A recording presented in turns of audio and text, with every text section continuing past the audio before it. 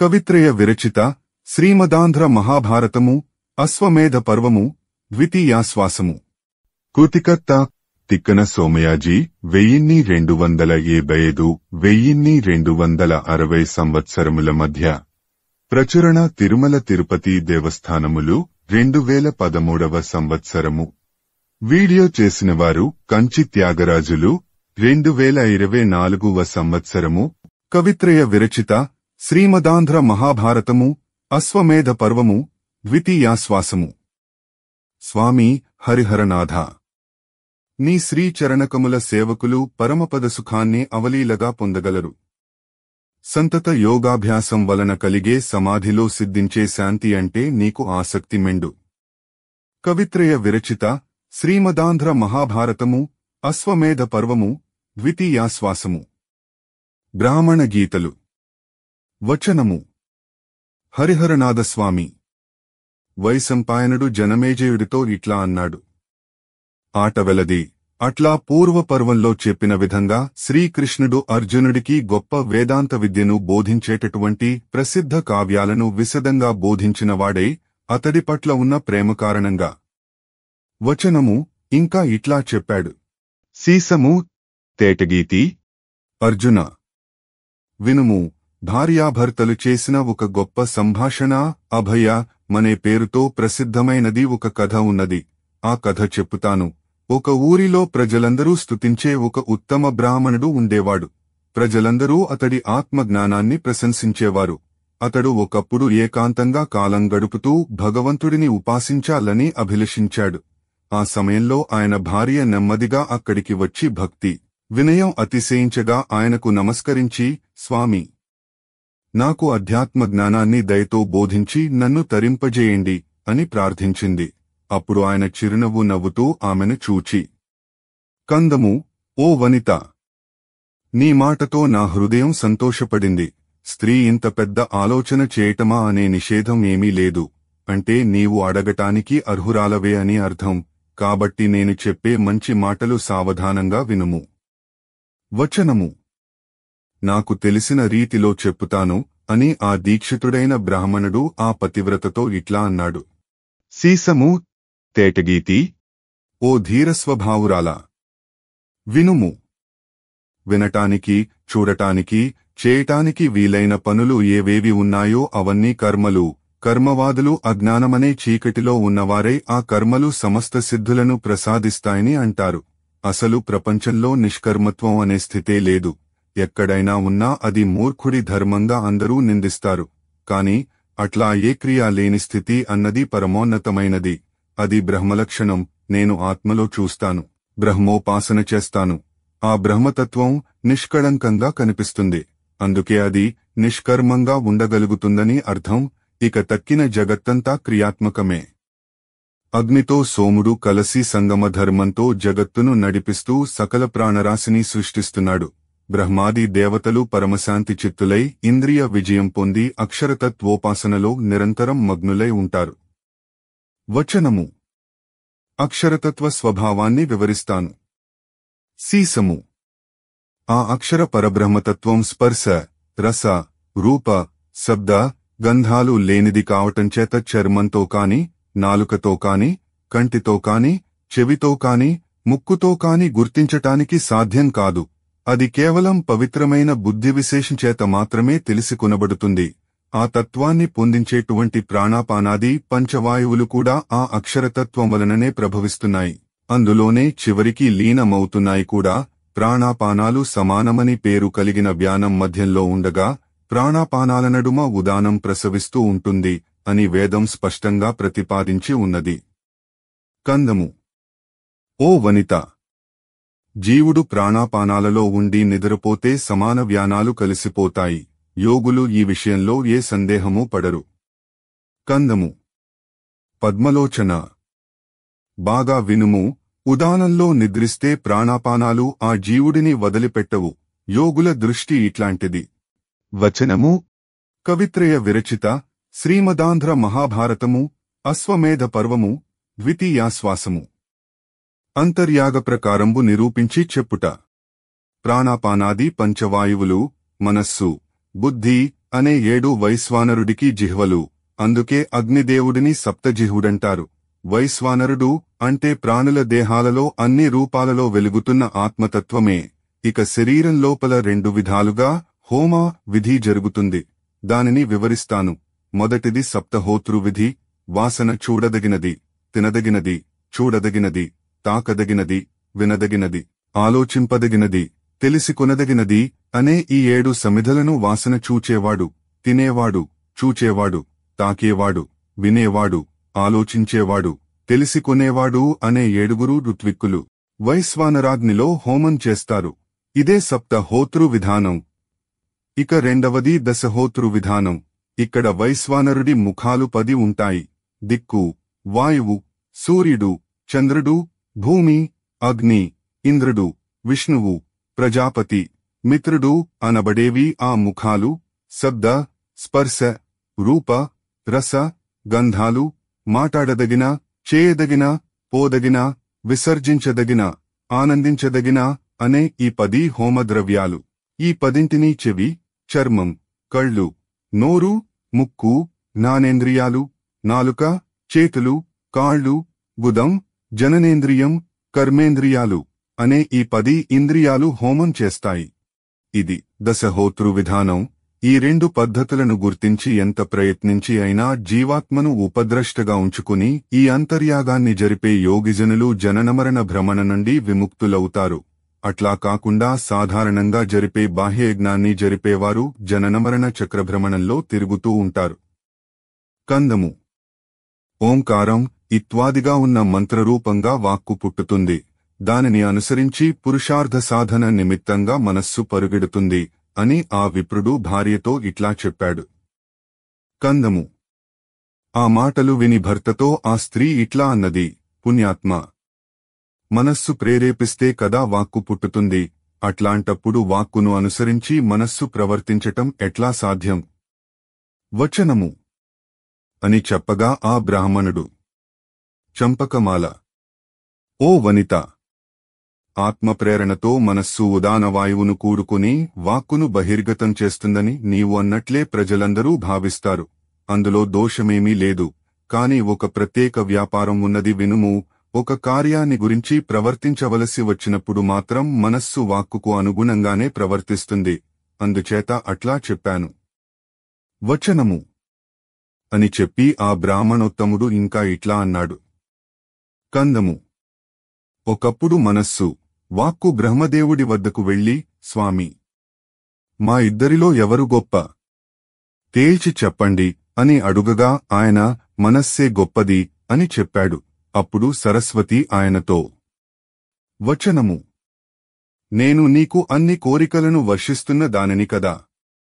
నన్ను ఇట్లా తక్కువ చేసి మాటాడటం బాగున్నదా?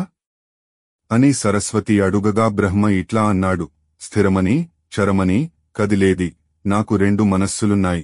వాటిలో స్థిరం నా వద్ద, చరం నీ వద్ద ఉంటాయి. నీ అనుగ్రహంతో పుట్టే వర్ణమంత్ర స్వరాదులన్నీ చరచిత్తంగా పర్యవసిస్తాయి. దానికన్నా నీవు గొప్పదానవు. నీకన్నా స్థిర చిత్తం గొప్పది. అందుచేత నీవు ఇట్లా మాటాడటం సమంజసంగా లేదు అని ఆయన ఉపదేశించాడు. కందము. ఓ వనిత, ఆ విధంగా బ్రహ్మ ఉపదేశం చేయటంతో సరస్వతి మూర్ఛపోయినట్లుగా ఏమీ పలకకుండా ఉండిపోయి కొంచెం సేపటికి బ్రహ్మదేవుడిని శరణు కోరింది. వచనము అని బ్రాహ్మణుడు చెప్పగా ఆయన భార్య బ్రహ్మ మాటలతో చిన్నబోయిన సరస్వతి ఎట్లా సర్దుకుంది అని అడుగగా బ్రాహ్మణుడు ఇట్లా చెప్పాడు. కందము. వాని ప్రాణాపానాలను ఆశ్రయించి పుట్టుతుంది కాబట్టి వాణి క్షీణించగానే ఆమెలోని ప్రాణవాయువు గీర్వాణి ప్రథముడైన బ్రహ్మ యొక్క ప్రభావం వలన మహనీయమైనది కావటంచేత ఆ సరస్వతి పడుతున్న క్షోభను పోగొట్టగలిగింది. వచనము. వాక్కు, మనస్సులు ప్రవర్తించే రీతులు ఇవని గుర్తించటం మోక్షానికి మూలమవుతుంది. ఇంకా ఈ 2 ఎట్లా ఉంటాయో చెప్పుతాను వినుము. తేటగీతి. ప్రాణుని పొందటం వలన వాణి అపానుడిని కూడా చేరుతుంది. తనకు తానే తన రూపాన్ని, శబ్దరూపాన్ని వదిలిపెట్టి భూతాలలో కలిసిపోయి వ్యానుడి క్రియవలన దేహమంతటా వ్యాపిస్తుంది. సమానుడిలో ప్రవేశించినప్పుడు మనస్సు ప్రశాంతమై సుస్థితి పొందుతుంది. వచనము మనసు ప్రశాంతతను పొందటమే ముక్తికి కారణమని చెప్పి మళ్ళీ సీసము. వాక్కు ఘోషిణి, శబ్దించేది, అఘోషిణి, శబ్దించనిది, అవి రెండు విధాలుగా ఉంటుంది. అందు అఘోషిణి గొప్పది, తనంతట తాను వర్షించే గోవువలే అది అమృతాన్ని, ఉత్తమరసమంటే అదే, వర్షిస్తుంది. ఆ వాక్కు అవ్యయరూపమైనది, మహనీయ శక్తితో ఉజ్వలంగా ప్రకాశిస్తుంది. అది బ్రహ్మపదానికి వాచకం, ఇది బ్రాహ్మీతత్వం, దీనిని తెలిసికొంటే మహానందం సిద్ధిస్తుంది అని చెప్పి, ఆ బ్రాహ్మణుడు అతడి భార్యతో ఇట్లా చెప్పాడు: ముక్కు మొదలైన కర్మేంద్రియాలు, మనస్సు, బుద్ధి అనే ఈ ఏడూ ఒకే జీవుడిని ఆశ్రయించి ఉన్నా ఒకదాని పనిని మరొకటి చేయటానికి సమర్థం కావు అని భర్త చెప్పగా ఆ వనిత అది ఎట్లాగో వివరంగా చెప్పండి అని అడిగింది. వచనము అని ఆమె అడుగగా ఆ భూసురుడు ఆ స్త్రీతో ఇట్లా అన్నాడు: సీసము వాసన పట్టటం ముక్కు మాత్రమే చేస్తుంది, రుచిని నాలుక మాత్రమే గ్రహిస్తుంది, రూపాన్ని కళ్ళు మాత్రమే చూస్తాయి, స్పర్శను చర్మం మాత్రమే గుర్తిస్తుంది, శబ్దాన్ని చెవి మాత్రమే వింటుంది, తక్కిన అవయవాలు కూడా వాటి వాటి పనులు తప్ప వేరే వాటిని చేయజాలవు. సంశయించటం, తెలిసికొనటం మనస్సు పనులు, బుద్ధిలో మాత్రమే నిష్ఠ ఉంటుంది, గుర్తించుము. కవిత్రయ విరచిత శ్రీమదాంధ్ర మహాభారతము అశ్వమేధ పర్వము ద్వితీయాశ్వాసము. ఇంద్రియ మనపరస్పర సంవాద ప్రకారము. వచనము అని చెప్పి ఆ విప్రుడు తన భార్యతో, ఒకప్పుడు మనస్సుకు, ఇంద్రియాలకు పెద్ద వాగ్వాదం జరిగింది. ఆ విషయం చెప్పుతాను వినుము అంటూ ఇట్లా మొదలుపెట్టాడు. మనస్సుతో ఇంద్రియాలు అన్నాయి, మేము నీవు ఒకే తీరువాళ్లమే కదా అని. అప్పుడు మనస్సు ఇట్లా అన్నది: చంపకమాల, ఇట్లా అనటం సమంజసం కాదు. నేను లేకపోతే ముక్కు వాసన పట్టదు, నాలుక రుచులు లెక్కింపజాలదు, కన్ను దేనిని చూడజాలదు, చర్మం గుర్తించదు, ఎన్ని ఏళ్లు గడిచినా శబ్దాన్ని వినే శక్తి చెవికి ఉండదు. వచనము నిజంగా నేను పక్కకు వెళ్ళితే, పనిచేయటం మానేస్తే ఆట వెలది. నేను లేని పక్షంలో మీ రూపాలు ఆరిపోయిన నిప్పువలే, శూన్యగృహాలవలే ఏ ప్రయోజనమూ లేనివిగా పడి ఉంటాయి. అందుచేత మన అందరిలో నేనే గొప్పదానను, ఇది మాత్రం సత్యం. వచనము అనగా విని ఇంద్రియాలు మనస్సుతో ఇట్లా అన్నాయి: సీసము, నీవు చెప్పినది నిజమే, ఒప్పుకుందాము కాని ఇంత మాత్రాన నీకు గొప్పతనం ఏర్పడుతుందా? మేము లేకుండా నీవు ఒక విషయాన్ని అయినా అనుభవించగలిగి ఉంటే అప్పుడు నీ గొప్పతనాన్ని గుర్తించవచ్చును. మాలో ఒకడు లోపించినప్పుడు ఆ ఇంద్రియ సుఖాన్ని నీవు అనుభవించుము, చూద్దాము. అట్లా నీవు చేయలేవు. ముక్కు ద్వారా గంధాన్ని మాత్రమే వాసన పట్టగలుగుతావు, నాలుకతో రసాన్నే చవిచూస్తావు, కంటితో రూపాన్ని మాత్రమే చూడగలవు, చర్మంతో స్పర్శను, చెవితో శబ్దాన్ని చేయగలవు. ఒకదానితో మరొకదానిని కబళించే శక్తి నీకు లేదు కదా. అందుచేత నీ గొప్ప ఏమిటి? ఎందుకంత ఆశ? కందము ఓ మనసా, ముందుగా మేము అనుభవించాక కదా విషయసుఖాన్ని నీవు అనుభవించటం. అందుచేత నీవు అనుభవిస్తున్నది ఎంగిలి మాత్రమే. అట్లా కాదని చెప్పుము, చూద్దాము, అప్పుడు నీదే అధిక్యం. కందము నీవు ఇంకొక విషయం తెలిసికొనుము. ఒక సమయంలో నీవు నశించినా మాలోని పదార్థమే మరలా నీలో జ్ఞానదాయకమైన శక్తిని మరలా కలిగించి నిన్ను బ్రతికిస్తుంది. ప్రాణదాయకమైన చైతన్య శక్తి మాలో కూడా ఉన్నది, దీనిని మరచిపోవద్దు అని అర్థం. సీసము అట్లా కాదు, ఇట్లా చేయాలి అని చెప్పటం కొరకు మిక్కిలి నేర్పరులైన శిష్యుల వద్దకు వెళ్లి ఉపదేశం ప్రారంభించి, చివరికి ఆ శిష్యులు ఆ గొప్ప విషయాలను చెప్పుతుండగా నివ్వెరపోయి చూచి వింటున్న గురువుల ఉన్నది నీ పని. మమ్ములను ఆధారంగా గ్రహించి నీవు విషయసమూహాన్ని అనుభవించదగినదిగా చేసుకుంటున్నావు. మేమే లేకుండా పోతే ఆ విషయానుభవం వట్టి బొంకు మాత్రమే. తలుపులు లేని ఇంటిలోనికి వెళ్లి మరలివచ్చినట్లు నిష్ప్రయోజకంగా నీవు తయారవుతావు. అందుచేత నీకు నిజమైన అనుభవం ఎక్కడిది? ఇంతమాత్రం అర్థం చేసుకునుము. మేము నీవు కలిస్తేనే భోగానుభవం కలుగుతున్నది. అందుచేత నీ గొప్ప ఏమిటి అని ఇంద్రియాల వాదం. వచనము అని చెప్పి ఈ రీతిగా మనస్సు ఇంద్రియాలు వాదోపవాదాలు చేశా యనే ఆ బ్రాహ్మణుడు తన భార్యతో చెప్పి, ఇంకా మరొక విషయం ఉన్నది వినుము అంటూ ఇట్లా అన్నాడు: సీసము. ఒకప్పుడు ప్రాణాపానాదులైన వాయువులు బ్రహ్మదేవుడి వద్దకు వెళ్లి, మాలో ఎవరు గొప్పవాడో దయచేసి చెప్పండి అని అడిగారు. బ్రహ్మ అన్నాడు, ఎవరు అణగిపోతే ఇతరులందరూ అణగిపోతారో, ఎవరు పనిచేయటం మొదలుపెట్టితే ఇతరులంతా తమ తమ పనులు మొదలుపెట్టుతారో అట్లాంటివారు గొప్పవారు. ఇక మీరు మీ దారులలో వెళ్ళండి అని చెప్పగా ప్రాణుడు మొదలైనవారు అట్లాగే నిలబడిపోయారు, తిరిగిపోలేదు. ప్రతి ఒక్కడూ తమ వలననే ఇతరులు ప్రవర్తిస్తున్నారని చెప్పాడు. అప్పుడు బ్రహ్మ, అది నాకు తెలియదా? దాని విషయం అంతేటగీతి. మీలో ప్రతి ఒక్కరూ ఒక విశిష్ట వృత్తి కలిగినవారు. ఎట్లాగో చెప్పుతాను వినండి అని ఇట్లా చెప్పటం మొదలుపెట్టాడు. తేటగీతి. ఎప్పుడు ఎవరివలన ఏ తీరుగా ఒక పని జరుగుతుందో అప్పుడు మాత్రమే వారు అధికులవుతారు. అట్లా అందరూ ఒక్కొక్క సమయాన గొప్పవారే అవుతారు. అందుచేత ఒకరినొకరు స్నేహభావంతో అనుసరించాలి, ఒకరినొకరు గౌరవించుకునండి. వచనము. ఈ విధంగా ప్రవర్తిస్తే మీకు క్షేమం కలుగుతుంది, వెళ్ళిరండి అని బ్రహ్మ వారిని పంపించాడు. బ్రహ్మ వాక్యాల వలన పంచవాయువులు సమతను పొందాయి. ఇంతేకాకుండా వాయు సంబంధమైన మరొక సంవాదం నారదుడికి దేవమతుడికి నడుమ జరిగింది. దానిని చెప్పుతాను విను మని ఆ విప్రుడు ఆ విప్రస్త్రీకి ఇట్లా చెప్పాడు. తేటగీతి.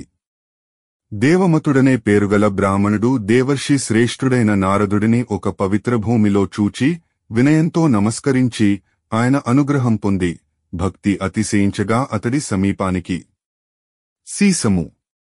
అట్లా నెమ్మదిగా సమీపించగా నారదుడు ఆదరంతో ఇక్కడికి వచ్చి కూర్చొనుము అని చేతితో ఒక చోటు చూపించాడు. దేవమతుడు ఆ చోట కూర్చున్నాడు. మిక్కిలి వినయంతో చేతులు జోడించి, అయ్యా, మీరు కరుణాస్వరూపులు.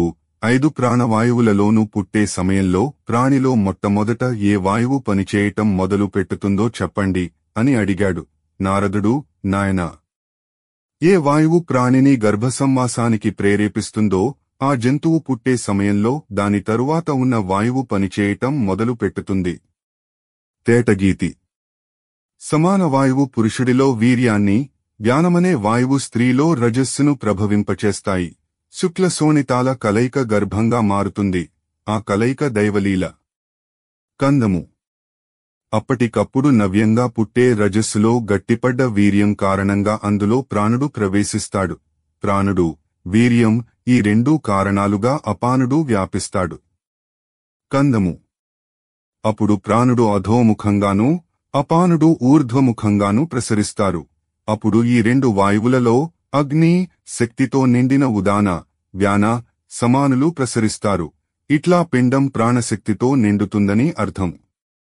ఆటవెలది. ఆ ప్రాణాగ్నితత్వం తెలిసిన పండితులు దేవతలందరిలోనూ వ్యాపించి ఉండేవాడు. ప్రాణాపానాల నడుమ వెలిగే పుణ్యమూర్తి అయిన అగ్నిని ఉనానరూపుడుగా గుర్తిస్తారు. సీసము.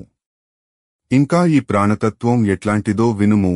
రాత్రింబవళ్ళు, మేలు కీళ్లు, సత్వాసత్వాలు, సదసత్తులు అనే ద్వంద్వాలు ప్రాణాపానాలకు మారు పేర్లే.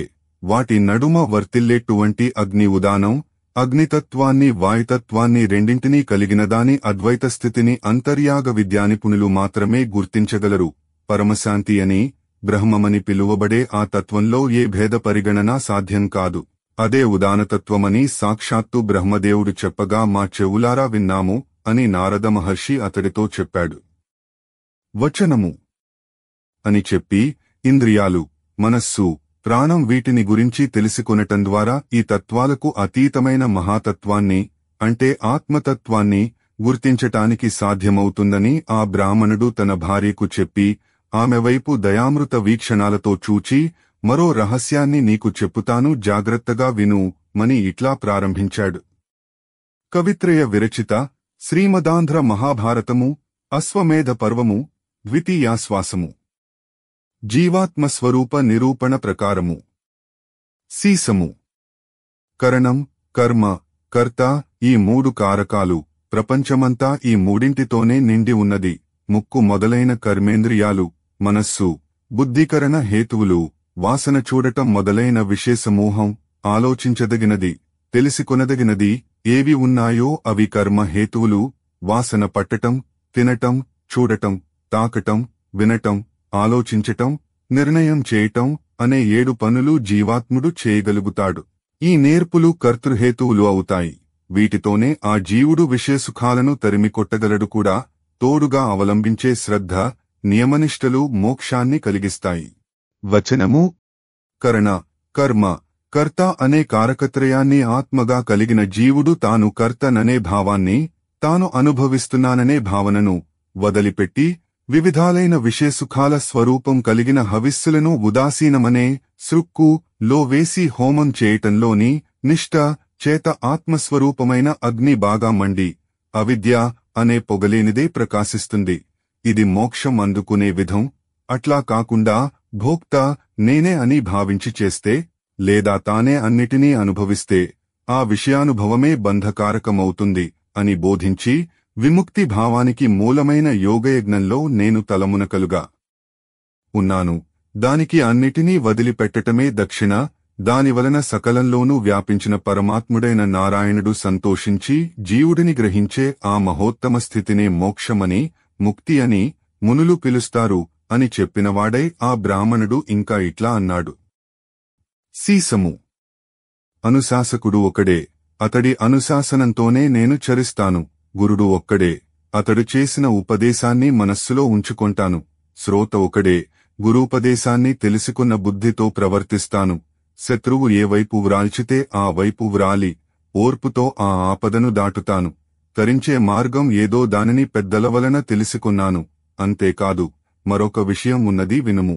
ఒకప్పుడు దేవతలు మునులు బ్రహ్మ దగ్గరకు వెళ్లి మాకు శ్రేయోమార్గం చెప్పండి అని అడిగారు. వారికి ఆయన అక్షరోపాసన మాత్రమే తగిన మార్గమని బోధించాడు. ఓ వనిత, నేను ఆ మార్గంలో వెళుతున్నాను కాబట్టి సంసారమనే దుర్గమారణ్యాన్ని తప్పకుండా దాటగలను. వచనము ఇంకా నేను ఏం దాటాలి? ముందే అన్నిటినీ అధిగమించాను. కోపమనే చీకటిని, లోభమనే మహాసర్పాన్ని తప్పించుకుని, కోరికలనే దొంగలతో నిండిన భయంకరమైన పాడువడిన కోటను దాటి ఒక అడవిలోనికి ప్రవేశించాను అని భర్త చెప్పగా ఆమె ఆ అడవి ఎట్లాంటిదని అడిగింది. దానికి ఆ విప్రుడు ఇట్లా చెప్పాడు. క్రోధ తిమిరము క్రోధమనడి తిమిరము, లోభవ్యాళము లోభమనే వ్యాళము, కామదస్యు కామమనే దస్యురూపకాలంకారాలు. ఉత్పలమాల. ఓ వనిత, ఆ అడవి చాలా చిత్రమైనది. అక్కడ చిన్న పెద్ద అనే ఏ తారతమ్యమూ లేదు. మిక్కిలి దుఃఖం కలిగించేవి కాని, మిక్కిలి సుఖాన్ని కలిగించేవి కాని అక్కడ ఏ ఒక్క విషయమూ లేదు. ఏ చింత లేకుండా అక్కడ ప్రవేశించిన మనిషికి భయం కలుగనే కలుగదు. అట్లాంటివాడు ముక్తి పొందుతాడు. తేటగీతి. ఆ అడవిలో చిత్రవిచిత్రాలైన పూలు, పండ్లు కనిపిస్తున్నాయి. కొన్నిటికి 5 రంగులు, మరికొన్ని ఒకే రంగుతో ఉన్నాయి. కొన్ని చెట్లు ఏ రంగులో ఉన్నాయో గుర్తించటానికి అవకాశం లేదు. కాని వాటి పూలు సువాసన కలిగినవి, పండ్లు అతి మధురమైనవి. వచనము ఆ అడవిలో తరువాతి పద్యంతో అన్వయం. కందము. అక్కడ చెట్లు కూడా దీక్షలో ఉంటాయి. అతిథులను సంతృప్తిపరుస్తుంటాయి. అక్కడికి వచ్చే అతిథులు సాక్షాత్తు బ్రహ్మస్వరూపులు. ఆ ఋషులు ఆ వనంలో బ్రహ్మానందంతో మునిగి ఉంటారు. ఆటవెలది. దిక్కులకు, ఆకాశానికి సరిహద్దులు చెప్పలేము కాబట్టి ఆ అడవిలో కూడా ఎటువంటి వేరే వెలుగులు సోకవు. కాని చిత్రం ఏమిటంటే ఆ అడవికి యజమానుడు సూర్యుడు. అతడిని సేవిస్తే మరలా పుట్టుక అంటూ ఉండదు. కందము. ఆ అడవిలోని నదులలో బ్రహ్మసంభవమైన జలం ప్రవహిస్తుంది. ఆ అడవిలోని కొండలు పరమపవిత్రాలు. అక్కడ తపస్సు చేసి ఋషులు ముక్తిపదాన్ని పొందగలుగుతారు. వచనము రవి క్షేత్రజ్ఞుడై బ్రహ్మపదస్థానం నుండి పుట్టిన జలాలు స్రవించే నదులు, కొండలు ఉన్న ఆ చోటు స్వర్గం కంటే చాలా గొప్పది. ఆటవెలది. ఆ అడవిలో మహానిష్ఠాపరులై ఉత్తమత బోధనం కలిగిన యోగులు నివసిస్తారు. వారికి శాంతమైన మనఃస్థితి, బ్రహ్మచర్యాది వ్రతనిష్ఠ వలన ఏర్పడ్డ ఓర్పు, వైరాగ్యభావం ఉండి సంయమితాత్ములై సుస్థితిని పొంది అక్కడ ఆనందంతో ఉంటారు. వచనము అని చెప్పి ఇంకా సీసము. ఇంద్రియాలతో పనులు చేసేటప్పుడు, అంటే వాసన చూసేటప్పుడు కాని, రుచి ఎరిగేటప్పుడు కాని, చూచినప్పుడు కాని, తాకినప్పుడు కాని, విన్నప్పుడు కాని, హృదయంలో ఎట్లా సంకల్పిస్తే కోరిక సిద్ధించినా సిద్ధించకపోయినా, లభించిన వస్తువు నచ్చినా నచ్చకపోయినా, కోరుకునటం, వద్దని వదిలిపెట్టటం రెండూ ఉండవో అట్లా అత్యంత సహజంగా నిర్లిప్తంగా ఆ పనులు చేస్తూ నేను ఏ బంధాన్ని పొందకుండా ఉంటాను. ఎందుకంటే జరగబోయే మేలు కోరకుండానే జరుగుతుంది. ఎంత వారించినా రాబోయే ఆపద ఆగదు. దీనిని గుర్తించి తామరాకు మీద నీటి బొట్టువలే ఏ సంస్పర్శ లేకుండా నేను స్వభావరీత్వా నిర్మగ్నుడు కావటానికి ప్రయత్నిస్తాను అని చెప్పి ఆ విప్రుడు ఇంకా ఇట్లా చెప్పాడు. ఓ అర్జునా, నీవు యుద్ధంలో లక్షల మంది శత్రువులను అవలీలగా చంపినవాడవు. ఈ సాధన కూడా మొదలు పెట్టుము అని అర్థం. వచనము. ఒకచోట ఒక యాజ్ఞికుడికి యతికి జరిగిన సంవాదం చెప్పుతాను వినుము. ఒక యాజ్ఞికుడు బలిపశువును మంత్రజలం ప్రోక్షించి బలికి సిద్ధం చేస్తుండగా యతి పొంచి ఉండి అక్కడకు వచ్చి ఇట్లా చేయటం హింస కాదా అని అడిగాడు. అప్పుడు ఆ యాజీ తేటగీతి, అయ్యా, వేదవాక్యాలలో మీకు నమ్మకం ఉంటే ఇట్లా ఆనటం సముచితం కాదు. ఈ మేక చావదు, ఊర్ధ్వగతి పొందుతుంది. వచనము. అని ఇంకా ఆ బలిపశువును దృష్టిలో ఉంచుకుని కందము. యతీశ్వర, పంచభూతాలు పంచేంద్రియాలు ఆయా జీవులు ప్రవేశించే యోనులలో చేరి జన్మను పొందుతాయి. యజ్ఞంలో బలి అయ్యే జీవుడు పిండరూపం పొందడు. యజ్ఞ ప్రభావం వలన మిక్కిలి గొప్పదైన స్వర్గ సుఖాన్ని పొందుతాడు. కందము. అని యాజ్ఞకుడు చెప్పగా అప్పుడు యతి ఇట్లా అన్నాడు. నీవన్నట్టు ఆ మేక స్వర్గానికి వెళుతుందనే అనుకుందాము. దానివలన నీకు ఒరిగే లాభం ఏమిటి? బాగా వివరించి చెప్పుము. వచనము. అని యతి అనగా యాజీ అతడితో ఇట్లా అన్నాడు. కందము. యతీశ్వర, నీకు వేదాలు బాగా తెలుసు కదా. వేదాల ప్రకారం బలిపశు విధానంతో శాస్త్రోక్తంగా యాగం చేస్తే స్వర్గాది దివ్య సౌఖ్యాలు సిద్ధిస్తాయి. ఇది తప్పంటావా? చంపకమాల. అని యాజి చెప్పగా యతీశ్వరుడు ఆ వేదవాక్యాలలోనే హింస మహాపాపమని నేను చూచే ఇట్లా అన్నాను అన్నాడు. అప్పుడు యాజి ఆ యతితో అన్నాడు. నీవు సమాధిలో వాయువును బంధించి మనస్సును లోపలికి ముంచి వాటిని చాలా పుణ్యకార్యాలుగా చేసి ఆ తరువాత యోగంలో స్థిరపడుతున్నావు. బాగా విమర్శించి చూస్తే ఇందులో మాత్రం హింస లేదా మరి అని ప్రశ్నించాడు. వచనము. అని పలికిన ఆ యాజికి ఆ యతీశ్వరుడిట్లా అన్నాడు. చంపకమాల.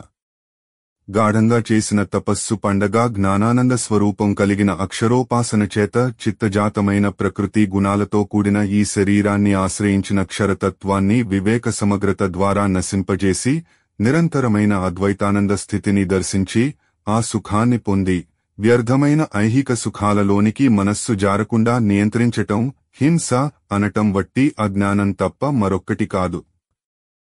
చంపకమాల. అని యతి ప్రశ్నించగా ఆ యాజీ అన్నాడు. స్వామీ, పెద్దల మాటలు అనే అమృతాన్ని త్రాగినవాడు మంచి చెడులను గుర్తించగలుగుతాడు. నేను పశు సంప్రోక్షణ చేసి బలి ఇచ్చే సమయంలో కూడా జ్ఞానాజ్ఞానాలను వేరుచేసి మీరు ఇంతసేపు ఏ క్షరతత్వాన్ని ఉపదేశించారో ఆ తత్వాన్ని దర్శించగలుగుతున్నాను.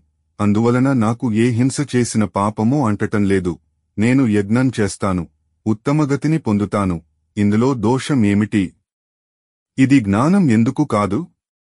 అని యాజ్ఞికుడి మీమాంస. కందము.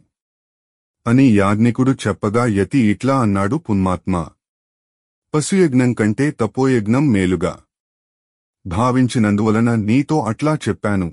ఇక దీనిని గురించి అధికంగా చెప్పటం ఎందుకు? వచనము. అని యతీశ్వరుడు చెప్పగా ఆ మాటకు ఆ యాజ్ఞికుడు అంగీకరించాడని చెప్పి ఆ బ్రాహ్మణుడు ఆ వనితతో ఈ విషయాన్ని వివరించే కథ ఒకటున్నది చెప్పుతాను వినుము.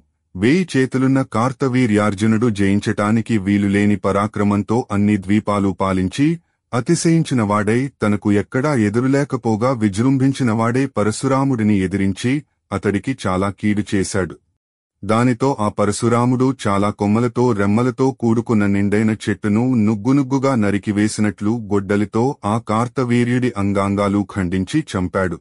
దానితో రెచ్చిపోయిన అతడి పక్షంలోని రాజులు అతడి కుమారులు కలిసి పరశురాముడు దగ్గరలేని సమయంలో అతడి తండ్రి అయిన జమదగ్ని మహామునిని చంపివేశారు. అతిశయించిన కోపంతో మిక్కిలి విజృంభించినవాడై ఆ పరశురాముడు రాజులనందరినీ వరుసపెట్టి 21 సార్లు తన గొడ్డలి అంచుకు గురిచేశాడు. చివరికి అతడికి పితృదేవతలు ప్రత్యక్షమయ్యారు. ఆట వెలది. పరశురామా, నీవు బ్రాహ్మణుడవు, రాజులను చంపటం ఎందుకు?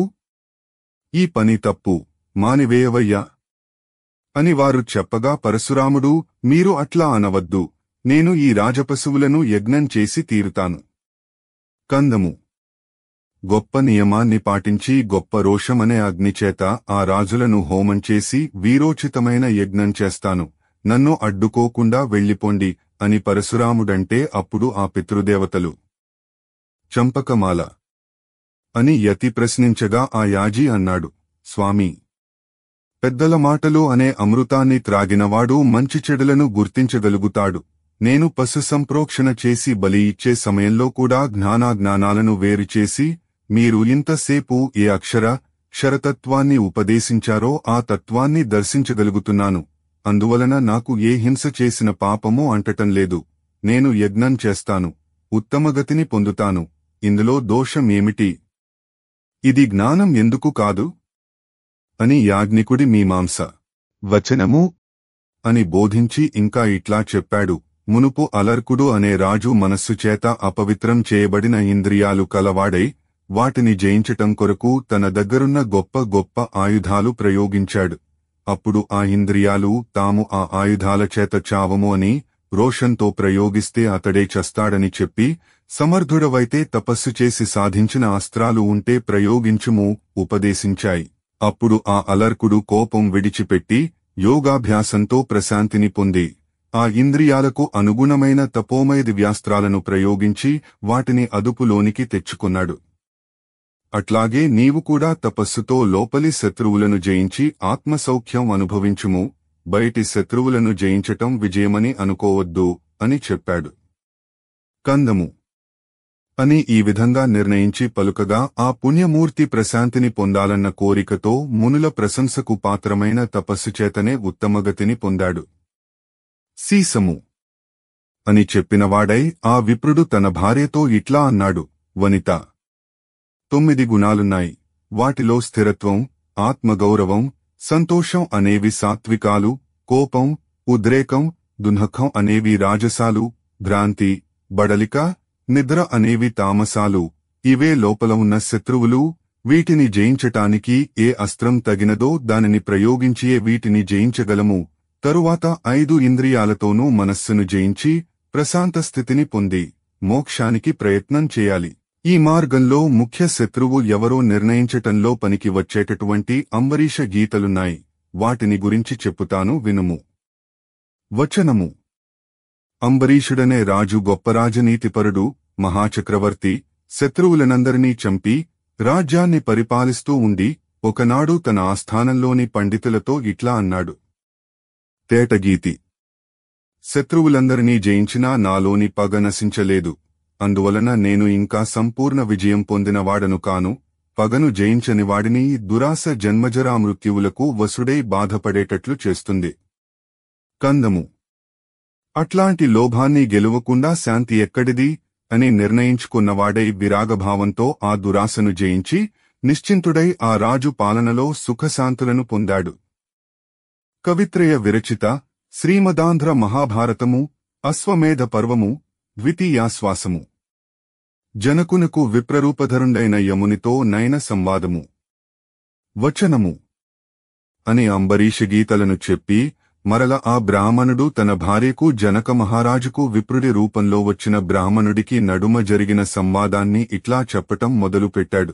ఒకసారి జనకుడు తన కళ్ల ఎదుటే ఒక బ్రాహ్మణుడు ఒక అనుచితమైన పనిని చేయగా అతడితో, నీవు నా దేశంలో ఉండవద్దు, వెళ్ళిపొమ్ము అని అన్నాడు.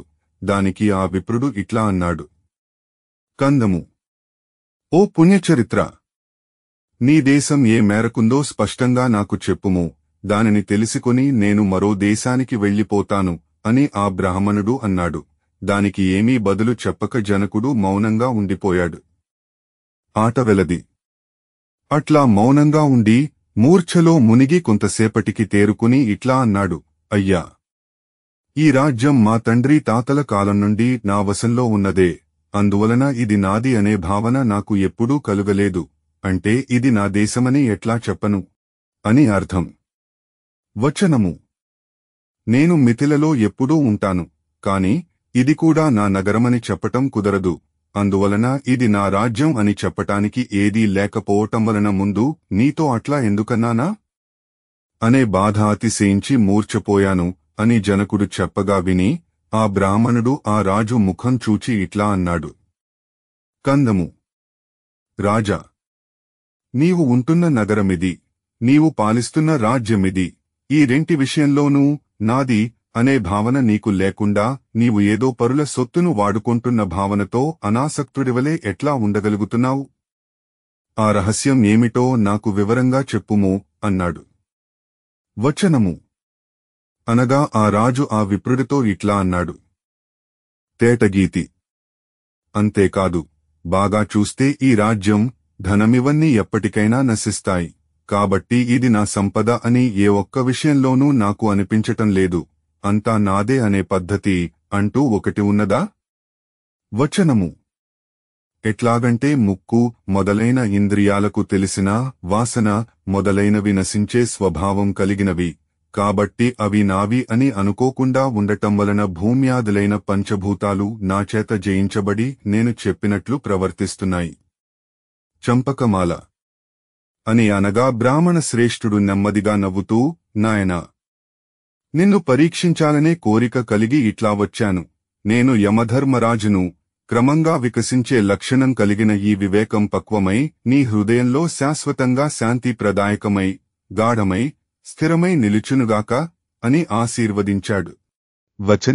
వచనము అని ఈ ప్రకారంగా ధర్ముడు జనక మహారాజునకు వరమిచ్చి మాయమయ్యాడు అని చెప్పి, బ్రాహ్మణుడు తన భార్యతో, నీకు హితోపదేశం చేస్తాను, అవధానంతో వినుము అని ఇట్లా అన్నాడు.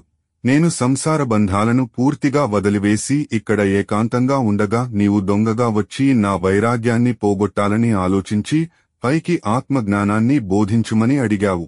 నీ ఆలోచన నాకు తెలిసినా ఏమీ తెలియనివాడివలనే నీకు వేదాంత విద్యను బోధించే మహావాక్యాలను బోధించాను. చూడుము, ఇక నేను ఈ లోక వ్యవహారాలలో తలదూర్చను. నిజమైన బ్రాహ్మణుడను అయ్యాను, బ్రహ్మచారినయ్యాను, జీవన్ముక్తుడనయ్యాను. నన్ను కూడా మీ వంటి వారితో సమానంగానే చూస్తున్నావు. నా సాధన విషయం నీకు తెలియదు. నేను ప్రపంచమంతటా నిండి ఉన్నాను. నేనున్న స్థితికి ఈ భూమండలాన్నంతా పాలించినా, స్వర్గలోకాన్ని ఏలినా సమానం కావు అని నా ఆలోచన. ఈ తలపుగల నా బుద్ధే నాకు పరమసంపద. అన్ని కొయ్యలలోనూ అగ్ని అణగి ఉన్న విధంగా అన్ని జంతువులలోనూ యోగపరమైన భగవదంశ నిండి ఉన్నది. బ్రహ్మచర్య, గృహస్థ, వానప్రస్థ ఆశ్రమాలలో నిష్ఠ కలిగిన బ్రాహ్మణులందరికీ మోక్షప్రాప్తి మార్గం ఒకటే. నదులన్నీ సాగరంలో కలిసిపోయినట్లు అందరూ బ్రహ్మపదాన్నే చేరుతారు. ఈ మార్గాన్ని వివేకంతో అధిగమించగలము కాని శరీరంతో కుదరదు. కర్మలు మొదలు చివరలు కలిగినవి. ఈ శరీరం కర్మబంధాన్ని కలిగిస్తుంది. నాకు ఇదంతా తెలుసును కాబట్టి నా హృదయంలో మృత్యువు తరువాత ఏమిటి అనే భయం లేదు. నేను ఇంతవరకు చెప్పిన ఆధ్యాత్మిక వాక్యాల అర్థాన్ని మనసులో పాదుకొల్పి భావనా నిష్ఠురాలివై ఉండుము. నావలే నీవు కూడా సిద్ధి పొందుతావు. భయపడకుము అని భర్త చెప్పగా ఆమె భర్తకు సాష్టాంగదండ నమస్కారం చేసి చేతులు జోడించుకుని ఇట్లా అన్నది: సీసము, నీవు ఇంతవరకు చెప్పిన మహనీయ వాక్య సముదాయాన్ని అర్థం చేసుకొనటం సాధన లేని వారికి చాలా కష్టం. సాధన చేసిన వారికైనా అర్థం త్వరగా గ్రహించటం అంత సులభం కాదు. ఒకసారి తెలిసినా మరచిపోయే ప్రమాదం కూడా లేకపోలేదు. అట్లాంటి జ్ఞానం కలిగేటందుకు ఆధారమైన ఉపాయాన్ని నాకు బోధించి కృతార్థురాలిని చేయండి. మీరు కరుణగలవారు అని భార్య ప్రార్థించగా ఆయన ఇట్లా అన్నాడు: బ్రాహ్మణుడు అరణి, గురువు ఉత్తరారణి. విప్రుడి తపస్సు, గురువుగారి వేదం, ఈ రెండు కొయ్యలను మదనం చేయగా పుట్టే జ్ఞానం ముక్తి సాధకం అని అతడు చెప్పగా ఆమె భర్తతో ఇట్లా అన్నది: కందము, స్వామి, బ్రాహ్మణుడు అంటే క్షేత్రజ్ఞుడనే విషయం ఏమిటో పూర్తిగా బోధపడలేదు. అతడిని అరణిగా గుర్తించటానికి ముందు బ్రాహ్మణుడు అంటే ఎవరో తెలియాలి కదా అని ఆమె అన్నది. వచనము: అనగా ఆ బ్రాహ్మణుడు ఇట్లా అన్నాడు: ఆటవెలది. ఓ కాంత, అతడిని ప్రత్యేకంగా గుర్తించే ఏ సాధనమూ లేదు. ఏ అవయవాల చేత అతడిని గుర్తించలేము. అతడికి ఏ లక్షణాలు లేవు. నిర్గుణత్వమే అతడి ధర్మం, అహంకారం లేకపోవటం అనే లక్షణం చేత అతడిని కొంత గుర్తించవచ్చును, నీవు ప్రయత్నించుము. వచనము. ఈ విధంగా ఉపదేశం చేయగా క్షేత్రజ్ఞుడి విషయంగా సందేహం పోయి, ఆ స్త్రీ పరమశాంతిని పొందింది అని శ్రీకృష్ణుడు చెప్పగా అర్జునుడు, ఆ దంపతులు ఇంత గొప్పవారా? వారు ఎక్కడివారు? వారిని గురించి నాకు తెలుపుము అని అడుగగా శ్రీకృష్ణుడు అతడి ముఖం వైపు చూచి, కందము. కృపాగుణం చేత మహితుడవైన ఓ అర్జునా! నా మనస్సే బ్రాహ్మణుడు, బుద్ధి బ్రాహ్మణి, ఇంద్రియాల చేత కొలవటానికి వీలు కాని పరమాత్మస్వరూపమైన నిర్మల వస్తువును కూడా నేనే అని కృష్ణుడన్నాడు. కవిత్రయ విరచిత శ్రీమదాంధ్ర మహాభారతము అశ్వమేధ పర్వము ద్వితీయాశ్వాసము. కృతికర్త తిక్కన సోమయాజీ 1275–1260 సంవత్సరముల మధ్య ప్రచురణ తిరుమల తిరుపతి దేవస్థానములు 2013వ సంవత్సరము. వీడియో చేసినవారు కంచి త్యాగరాజులు 2024వ సంవత్సరము.